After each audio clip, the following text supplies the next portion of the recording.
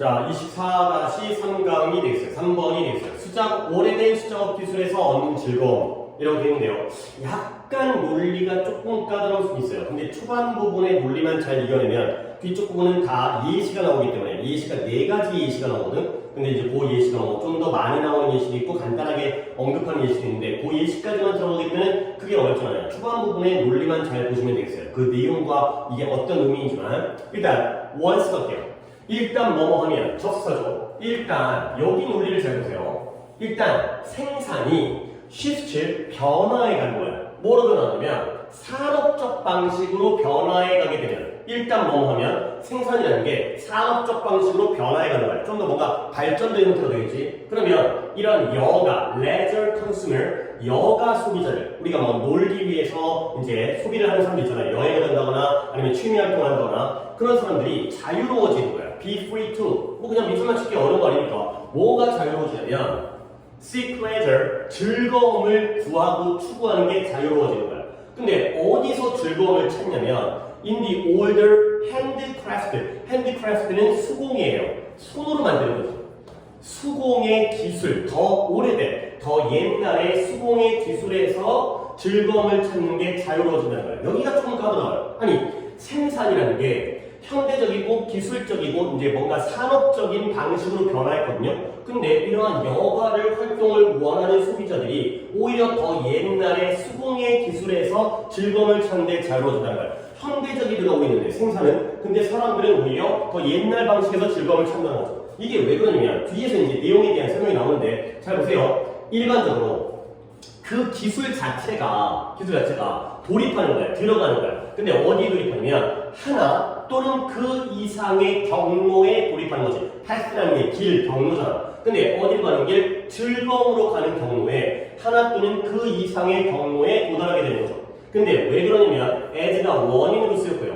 뭐 하기 때문에 이 시장이 알아차리고 인식하는 거예요. 근데 뭘 알아차린다? 이런 취미적인 수요, 사람들의 수요가 이렇구나를 알아차리기 때문에 하나 또는 그 이상의 경로, 즐거움으로 가는 경로를 갖다가 들어가게 되는 거죠. 자, 여기까지 내용을 설명드리면 뭐냐면 한 문장 더 볼게요. 그래서 이러한 취미를 위한 도구라든가 아니면 재료 같은 거 있잖아요. 재료 같은 것들, material. 근데 이런 것들이 만들어지고 설계되어지는 거야. 근데 뭘 위해 만들어지냐면 편안함과 아름다움과 그 다음에 만족감을 위해서 이렇게 설계되어진다 까지가 되겠어요. 자, 그러니까 다시 한번 정리하면 산업사회가 됐어요. 그러면 뭔가 방법도 발전하게 되겠지. 그러면 옛날에는 먹고 사는 게 힘들었기 때문에 혹시라도 여가 활동을 한다 하더라도 그냥 할 수 있는 게 몇 가지가 없는 거야. 또는 방법이 몇 가지가 없는 거죠. 근데 뭔가 좀 더 산업화되어지면서 오히려 즐거움을 찾는 것들이 자유로워지는데 더 옛날의 수공의 기술로 회귀한다는 거예요. 근데 왜 그러냐면 원래는 유일한 즐거움을 찾는 방법이 한 가지밖에 없었는데 오히려 그 기술 자체가 그보다 더 많은 하나 또는 그 이상의 방법으로 들어가게 되고요.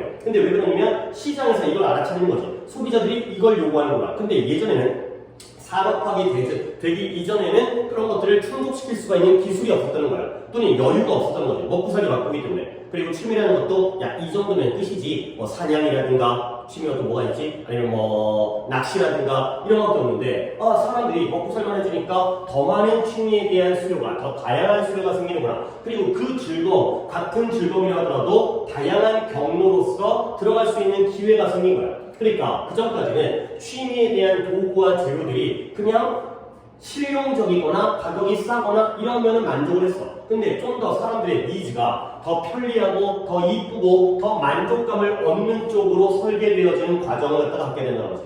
여기 부분만 논리를 잘 보시면 되겠어요. 오히려 현대화되어지는데 왜 방식이 과거의 수공의 기술로 되돌아가냐면 여유가 생겨서 사람들의 소비자의 니즈를 파악하다 보니까 다양한 방법으로 그리고 그 전까지는 욕심이 적었는데 이제는 좀 더 편안한, 좀 더 이쁜 거, 좀 더 만족스러운 것 쪽을 위해서 설계되어지고 제작되어지는 그 결과 때문에 오히려 옛날로도 돌아갈 수 있다가 되는 거죠. 자, 그 다음부터는 이제 그 옛날의 수공의 방식에 대한 예시가 4가지가 나와요. 볼게요. 보스의 얘네들이니까 일단 밑줄만 칠게요.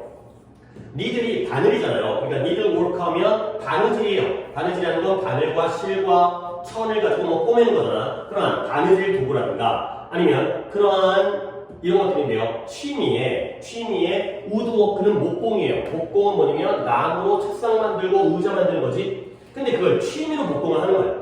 그러니까 이제 내가 먹고 살기 위해서 책상을 제작해서 파는 게 아니라 우리 집에 한번 DIY로 do it yourself 스스로 한번 조립해보는 거죠. 이케아 같은 데 가가지고 목공을 갖다가 취미로 가져서 뚝딱뚝딱 해보는 그러한 것들. 다시 한번 바느질의 도구와 취미 목공의 그것들 이런 도구는 살짝 핵심적인 건 아니더라도 알아놔야죠. 이때의 도구는 툴즈가 되겠어요.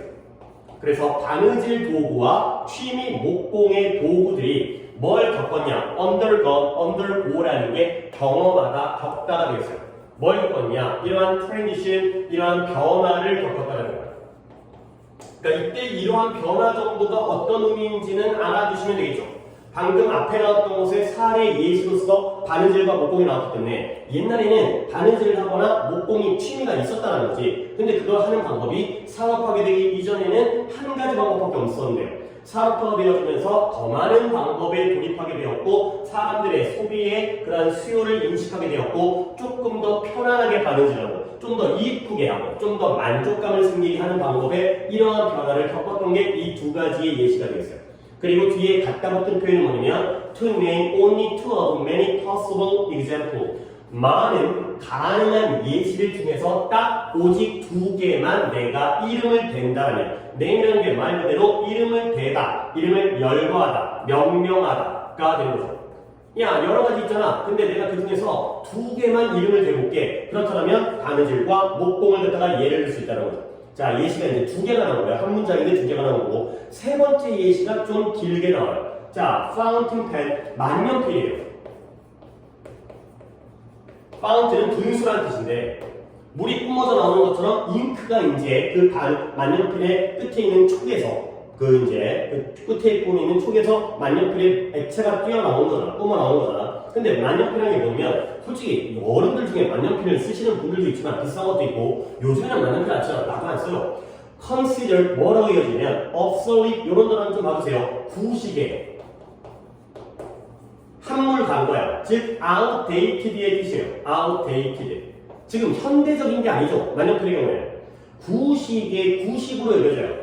근데 뭐로서 구식으로 여겨지면 이러한 생산 기술은 생산 기술인데 뭘 위한? 뭔가 글을 쓰기 위한 글을 쓰는 것들을 만들어내기 위한 생산 기술로서는 구식이에요. 요즘에는 샤프도 잘 나오고 볼펜도 이제 여러 가지 삼색펜이라든가. 그런데 그런 만년필 뭐죠? 올더예요. 올더. 더 옛날에 구식의 수공예 방식 손으로 만년필을 쓰는 거 아니에요. 그러니까 우리가 컴퓨터로 문서를 작성하는 게 아니라 그런 것들이 지금 어떻게 판매하고 있냐면 셀이 팔다의 뿐만 있는 게 아니라 팔리다의 뜻도 있어요. 그래서 여기서는 selling 팔리고 있다. 근데 어떻게 팔리느냐? for figure라는 게 숫자라는 뜻이죠. 그래서 여기서는 디짓의 의미예요.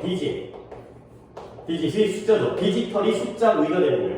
그래서 네 자리 숫자의 가격으로 판매되고 있다는 거예요. 내가 이거는 정규 때도 얼핏 얘기한 적이 있었는데 네 자리라면 지금 이제 미국을 갖다가 기준으로 했을 때 달러라면 네 자리 숫자라는 건 앞에가 X고요 뒤에가 공이 3개가 붙는 거죠. 그래서 이게 바로 달러가 되면 $1,000 또는 $2,000, $3,000, $4,000 이렇게 붙는 거예요. 오케이? 그러니까 $1,000 아무리 낮다고 하더라도 $1,000부터 9,999달러까지가 바로 네 자리 숫자의 가격이 되는 거죠. 그러면 지금 환율로 따졌을 때 $1,000의 경우에는 한 얼마야? 130만 원 정도가 된 거죠. 그 다음에 거의 $10,000에 육박하니까 1,300만 원에 이르는 정도. 굉장히 비싼 가격을 판다는 거야. 펜 하나가 100만 원이 넘는 거죠. 그러니까 우리 샤프가 한 5,000원이어도 괜찮은 샤프를 사는데 그러니까 이런 비싼 가격에 판매된다는 거야.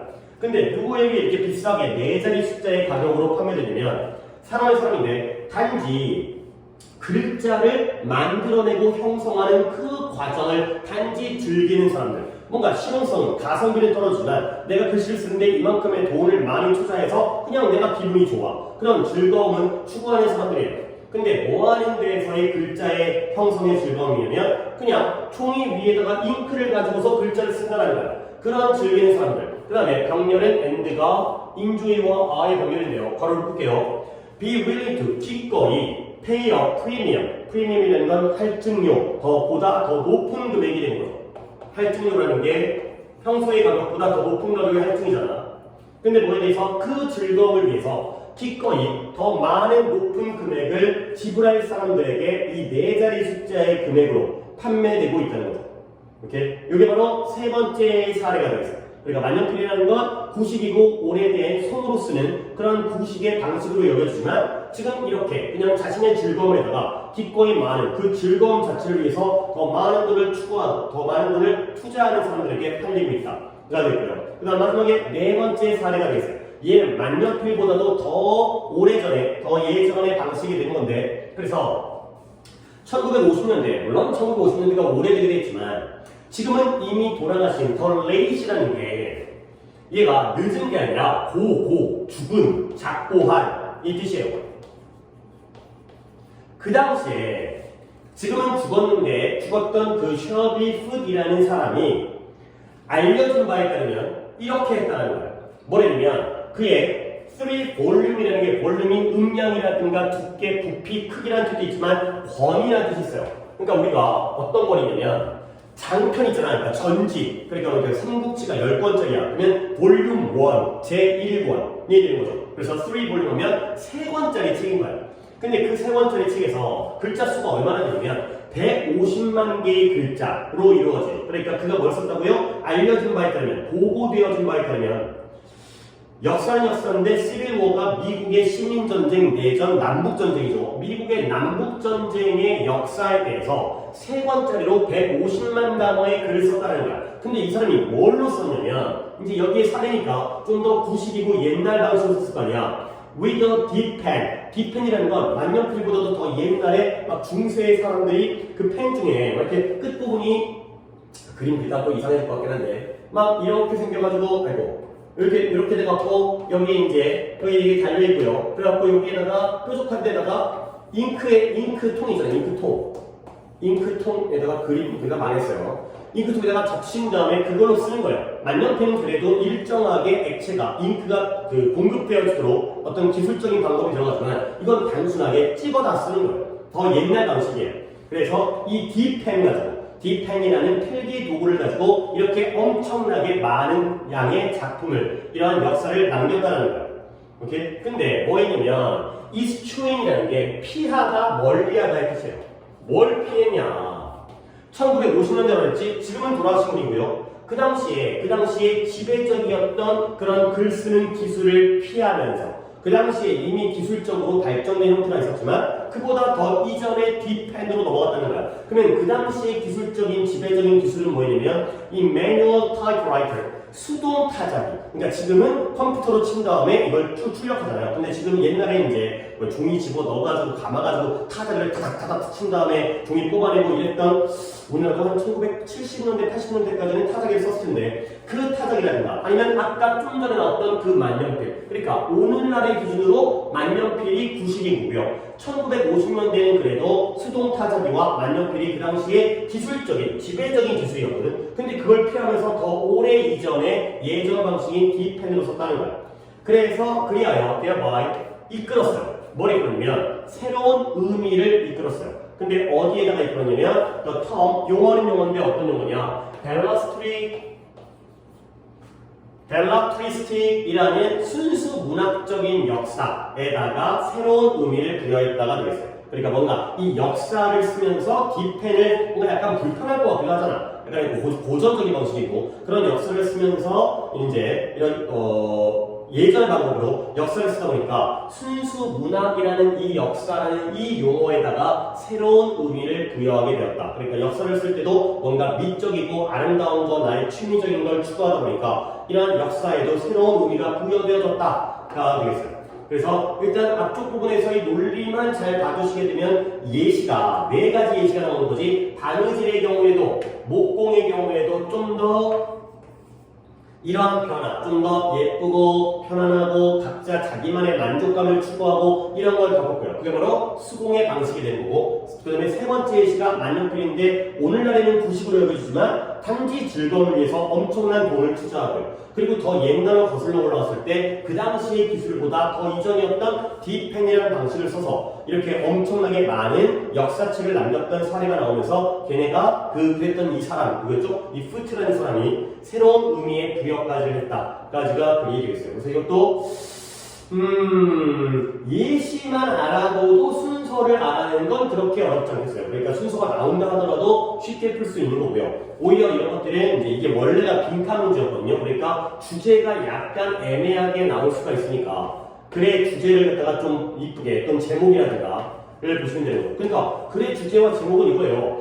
옛날 오래된 수작업 기술에서 어떤 취미적인 즐거움을 우리가 얻는다는 거죠. 현대 발전된 기술보다는 더 구식이지만 사람마다 어떤 니즈는 개성은 다양하기 때문에 그런 대로 회귀해가면서 오히려 기술이 발전하면서 그런 기회가 생겼다. 이건 약간 현대화되면서 과거로 돌아가는 약간의 모순성을 띠고 있는 문장들을 찾아주시면 되겠어요. 이렇게 여기까지예요.